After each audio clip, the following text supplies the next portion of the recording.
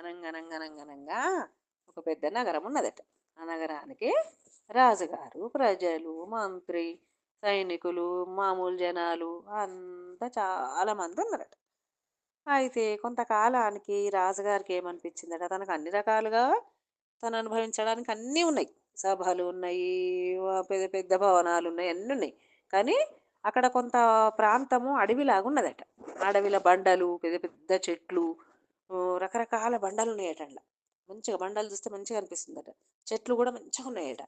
అయితే ఇదంతా శిల్పులకు అప్పచెప్పి మంచిగా ఏదన్నా చేపిద్దాం, ఒక సభ చేపిద్దాం, తనకొక సింహాసనం ఈ ప్రాంతానికి వచ్చినప్పుడు అది వాడుకోవచ్చు అనే ఉద్దేశంతో అది చేపిద్దామని అనుకున్నాడు. అనుకొని మంత్రి గారికి చెప్పినాడు. చెప్పంగానే మంత్రి గారు ఒక శిల్పిని పిలిచిండాడు. కొంత వచ్చారు, కొందరు వచ్చారు. కానీ అందులో మంచి శిల్పిలు ఒక అతను ఉన్నాడు. ఒక పిల్లగాడే, మామూలు వయసు అతనే ఉన్నాడట. ఆ పిల్లగాడు బాగా చేశాడు, కానీ బద్ధకం. చాలా టైం పడుతుందట ఆ పిల్లగాడు ఏది చేయాలన్నా కూడా. చాలా టైం పడుతుంది కానీ చాలా అందంగా వేశాడట. ఇట్లా జీవం ఉట్టి పడుతున్నదా అన్నట్టు ఉంటుందట. ఏది చెక్కినా కూడా అంత బాగా వేశాడట. అయితే ఆ శిల్పికి వాళ్ళు పని అప్పచెప్పిండట. ఆ ప్రాంతానికి తీసుకుపోయారు రాజుగారు. తీసుకుపోయి ఆ శిల్పికి ఈ ఫలానా టైం వరకు మాకు కావాలంటే, రాజా మీరు 3 ఏండ్లు అన్నారు కదా, నేను 4 ఏండ్లలో చేసిస్తా అన్నాడట. అంటే చాలా కదా, అడవి ప్రాంతము, ఆ బండలు చెక్కాలి, చెట్లు చెక్కాలి, తనకి పని వాళ్ళు కావాలి, తన ఇంటి నుంచి ఇక్కడికి వచ్చుడు పోవుడు టైం పడుతుంది కదా. అందుకని చెప్పి ఆయన సరే అని చెప్పి ఒక 4 సంవత్సరాలు టైం అడిగినాడు. రాజుగారు కూడా సరే, 4 సంవత్సరాలు టైం ఇస్తున్నా, మంచిగా చేసి నాకు అప్పచెప్పాలి, నీకు కావలసిన సామాను రేపటి వరకు వచ్చేస్తుంది, నీకు ఎంతమంది కావాలన్న చేతి కిందకి చెప్పు, వాళ్ళు కూడా ఈ ఈ ప్రాంతానికి వస్తారు, వాళ్ళ భోజన వసతి, నీ భోజన వసతి, నీ కుటుంబానికి మేమంతా చూసుకుంటాం, నువ్వు మాకు మంచిగా ఇది చేసి అప్పచెప్పాలి అని రాజుగారు ఆ శిల్పికి చెప్పిండడు. సరే రాజా అన్నాడట. ఎక్కడోళ్ళు అక్కడ పోయిండ్రు. ఆయనకు తగ్గ సామానంతా తెల్లారే వరకు భటులు తెచ్చిపెట్టిండ్రు. ఆయనకు ఎంతమంది కావాలనో ఓ 10 మందో 20 మందో 100 మందో కొంతమందిని ఆయనతో వచ్చిర్రు. వచ్చిండ్రు కానీ ఈ పిల్లగాడు ఏమీ పని చేస్తలేడట. వస్తుండట, వాళ్ళకి ఏదో చిన్న చిన్నగా చెప్తుండట. హాయిగా ఈ రాజుగారు సమకూర్చిన తినుబండారాలు తినుకుంటూ ఓ దగ్గర పడుకుంటుండట నీడపట్టం. ఇట్లా రోజులు గడిచిపోతున్నాయి. రాజుగారి ఖర్చు తప్పలేదు. రాజుగారి ఖర్చు పెద్ద భాగ్యమేం కాదు, ఎంత అంటే అంత పెట్టుకుంటాడు. కానీ పని మాత్రం ఏమైతలేదట. సంవత్సరం దగ్గర దగ్గర సంవత్సరం అయిపోయింది, 2 సంవత్సరాలు అయిపోయింది. ఇక రాజుగారు కదా, ఎన్నో పనులుంటాయి అందులో, ఇది అంత పెద్దగా వాళ్ళు పట్టించుకోలేదు. 2 సంవత్సరాలు అయింది, 3 సంవత్సరాలు అయింది.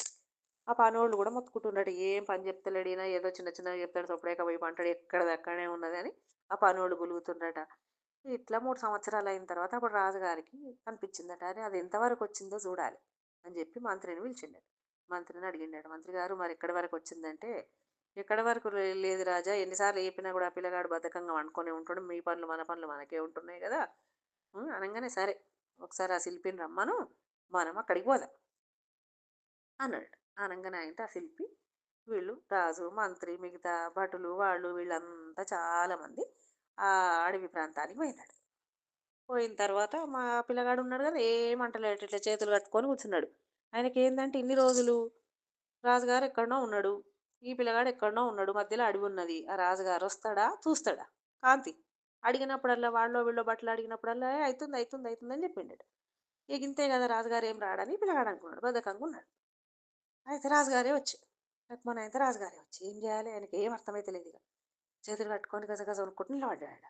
నిలబడగానే రాజుగారు అన్నాడట, ఫస్టే మనకు తోరణం లోపలికి పోయేటప్పుడు కమాన్ లాగా ఉంటుంది కదా, వా ఈ కమాన్ ఎంత బాగుందండి, ఎంత బాగా చెక్కిండ్రు మీరు, ఒక బండను ఎత్తు బండను తీసుకొని కమాన్ లాగా చేసేసిండ్రు మీరు, ఎంత బాగా చేసిండ్రు బాబు అన్నట్టు. అనగానే పిల్లగానికి ఆశ్చర్యమైంది, అక్కడ ఉన్న వాళ్ళకి కూడా ఆశ్చర్యమైంది. కానీ రాజు ఆయన ఏదంటే అది వీళ్ళు అనవలసిందే కదా. పిల్లగాని కూడా షాక్ అవుతుండట, అరే ఏంది నేను ఏం చేయలేదు, ఇట్లా మెచ్చుకుంటుండేంది అని అనుకున్నాడు. మెల్లగా పక్క నుంచి అట్లా లోపలికి పోయింది. లోపలికి పోయిన తర్వాత అక్కడ ఈ ఉంటాయి కదా, ఆయనకు సింహాసనము, పక్కకు కుర్చీలు, ఇవి అవి అన్నీ కావాలి కదా.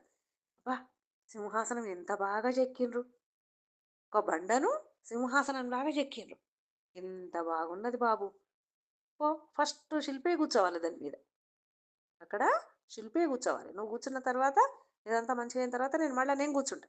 కానీ నువ్వు పోయి కూర్చోపో అన్నాడట. అనంగానే అక్కడ ఎవ్వరు చప్పుడు చేస్తలేరు. ఈ పిల్లగాడు ఏం చేయాలి ఆ టైంలో? కాలేదు అంటే కథం అప్పటిదప్పుడే చంపి పడేస్తాడు. సరే అని చెప్పి ఆయనతో పోయిండట. ఆ బండ ఉన్నది కదా, ఆ బండను కుర్చీలాగా, ఆ బండ మీద కూర్చుంటట్లేదు, ఎత్తు బండ అది. సింహాసనం అంటే ఎట్లుంటుంది? ఆ ఎత్తు బండకు గోడ కుర్చీ వేసినట్టు కూర్చున్నాడు. సింహాసనం మీద కూర్చోవాలి కదా, గోడ కుర్చీలా కూర్చున్నాడు. కూర్చున్న తర్వాత రాజు ఏమన్నాడట, ఒక గంట సేపు నాకు అట్లా పని ఉన్నది, నేను పోయేస్తా, నువ్వు మంచిగా హాయిగా కూర్చో, ఆ సింహాసనం మీద కూర్చో. ఎంత అందంగా ఉన్నావు బాబు, నువ్వు ఆ సింహాసనం మీద కూర్చుంటే బాగుంది, కూర్చో, బట్టలు చూసుకోండి ఆయన లేవకుండా అని అయితే ఈ రాజుగారు అట్లా అట్లా పోయిండే. పొయ్యి గంట వరకు ఆ పిల్లగాడి కాళ్ళు మొత్తం పిక్కలు పట్టేసినాయి. రాజుగారు వచ్చిండట. సరే ఇక అయిపోయింది, దా అన్నాడట. దేవుడు అనుకుంటే ఆ కాళ్ళు వస్తున్నాయట, అట్లనే దగ్గరికి వచ్చిండట. దగ్గరికి వచ్చిన తర్వాత అక్కడ ఒక కొలం చేయమన్నాడట. గుంటలాగున్నది అక్కడ, మురిగ్గుంట ఉన్నది. ఆ మురుగుంట తీసేసి కొలం చేయమన్నాడట. ఆ కొలను ఎంత బాగా చేసిండ్రు బాబు. పోయి ఒక్కసారి అక్కడ హంస ఉన్నది, హంసను పట్టుకొని అక్కడ నిలబడిపో, బాగుంది అక్కడ చూద్దాం అన్నాడు. అనగానే వాడు నోరు మూసుకొని ఆ బురద గుంటలకు పోయిండట. కంపు వాసన కొడుతుందట అది ఇట్లా, కంపు. ఆయన అన్ని సౌకర్యాలు ఇచ్చిండు, చేస్తే ఎంతసేపు మంచి బ్రహ్మాండంగా అయ్యేది కొలను, కానీ చేయలే కదా. మంచిగా అక్కడ తామర కోలు ఉందంటే తామర కోలని కాదు అది, పీచు అవి చెట్లు, పిచ్చకుంట్ల చెట్లు ఇవి అవి ఉన్నాయట. గలీజ్ వాసన వస్తుందట. ఆ మురికి గుంటలకు దిగిండట. ఆ బాధ ఎక్కడనో బాతులో ఏమో ఉన్నాయి, అవి పట్టుకున్నాడట. కాసేపు ఉన్న తర్వాత దా అన్నాడట రాజుగారు. మళ్ళీ బయటకు వచ్చినాడు. బయటకు వచ్చినాక అక్కడ తోరణం లాగుందట ఇట్లా. ఆ తోరణానికి మంచిగా ఇట్లా పువ్వులు పాకి ఉన్నాయి, పిచ్చి చెట్లు ఉన్నాయండి మొత్తం అక్కడ, పిచ్చి చెట్లు ఉన్నాయి. అయితే అబ్బాయి ఎంత బాగున్నాయండి ఆ మల్లెపూల తీగలు, మందారం చెట్లు, ఎంత బాగుంది. ఒకసారి పోయి ఆ తీగలను ముట్టుకోండి, ఆకులు ఒకసారి వాసన చూడండి. మీరు ఫస్ట్ మీరు చేసిన తర్వాతనే మేమందరం ఆ- ఆ దాన్ని తోరణాన్ని ముట్టుకుంటాం అనగానే ఆయన ఈ పిల్లగాడు అక్కడికి పోయిండట పాపం. పోయినాక అక్కడ ఉన్నది ఏంది, ఆ గులగుల పెడుతుంది కదా ఆకు, దురదగుంట ఆకు, అది ఆ చెట్టు ఉన్నదట. రాజుగారితో అందామా, ఏం చేస్తాడు, ఏం చేసిండట, ఆ ఆకు తీగలను పట్టుకోవాలి కదా, తీగలను పట్టుకుండట. ఆకులు తెంపుకొని వాసన చూడమన్నాడు కదా రాజుగారు, వాసన చూసిండట. ఇంకేమున్నది, మొహం అంతా గులగుల, శరీరం అంతా గులగుల, మంట ఎర్రగా అయిపోయిందట నిమిషంలో మొహం అంతా. అయితే కొన్ని ఆకులు తెంపి మీ భార్యకు కూడా కానుకగా పంపిద్దాం, మీరు చేసిన పని ఆమె కూడా చూడాలి కదా అన్నాడు. ఆనంగానే ఆయన ఈ భటుడు ఏం చేసిండట, రాజుగారికి తెలుసు భటుడిని కూడా అవస్థ అవుతుందని చెప్పి, ఆయనకు పైన టోపీ ఉంటుంది కదా, ఆ టోపీలో వేసుకొని పొమ్మన్నాడు. ఆ టోపీలో వేసుకున్నాడట, ఆకులు ఆ పిల్లగాడే వేసిండు. ఈ భటుడు తీసుకొని పోయిన ఆమె భార్యకి ఇచ్చిండు. భార్య అయితే మంచిగా వాసన చూసింది. ఇంకేమన్నా ఆమెకు కూడా మంట. ఎందుకోసం అట్లా చేసిందంటే భర్త చేస్తున్నాడు చేస్తలేరు అని చెప్పి ఆమె చూసుకోవాలి. ఒకవేళ చేయలేదనుకుంటే వీళ్ళకన్నా విషయం చెప్పాలి. రాజుగారు కానీ మంత్రి గారు, తర్వాత ఇంకా చిన్నవాళ్ళు ఉంటారు, పనోళ్ళు ఉంటారు. ఆమె కూడా చూడకుండా ఆమె మంచిగా సుఖభోగాలు అనుభవించుకుంటూ బద్ధకంగా ఉండి, భర్త బద్ధకంగా ఉన్నాడు కాబట్టి ఆమెకు కూడా ఆ శిక్ష వేసిండు అన్నట్టు రాజుగారు. ఆమెకు కూడా మొహం అంత ఎర్రగా అయిపోయిందట.